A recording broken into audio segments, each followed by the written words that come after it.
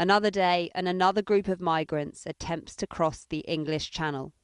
This time, French authorities picked up 3 men claiming to be Iranian before handing them to the British Coast Guard just off the coast of Dover.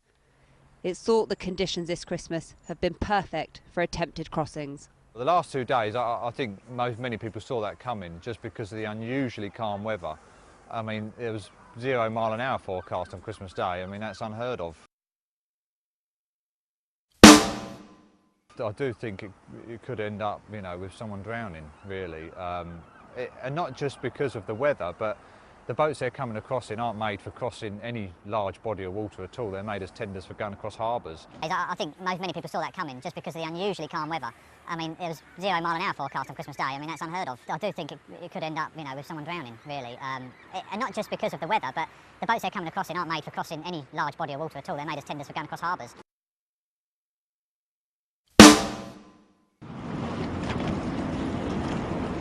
The backdrop to this is stark. More than 120 migrants have attempted the crossing in the last month. Please remove yourself from the SAR area. This was just one of the boats to be rescued in November. 13 migrants were on board. And yesterday, 40 more, including 2 children, tried to make it to Britain, a number many say is unprecedented. We've come to expect migrant crossings off the Kent coast. In the last few months, I've been told time and again that this is a crisis situation. And that's before the surge in numbers of those desperately trying to come here we've seen in the last few days. Expect migrant crossings off the Kent coast. In the last few months, I've been told time and again that this is a crisis situation. And that's before the surge in numbers of those desperately trying to come here we've seen in the last few days. It's thought illegal criminal smuggling gangs operating from the beaches to the west of Calais are behind the attempts, and that the calm seas and a perception that perhaps Christmas could make for an easier crossing may be the reason we've seen such high numbers. Charities say many of those coming here are fleeing desperate circumstances.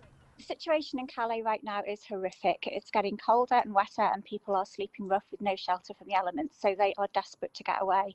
The problem that we have is that for the people who do have a legal right to claim asylum in the UK, so the ones that have family members there and do have a legal right to asylum, the process is not working. There's no way for them to claim that asylum other than risking their lives on lorries and on boats. It's hard to know what's drawing these numbers to make such a dangerous journey, but for many it remains worth the risk. Ali Fortescue, Sky News, Dover.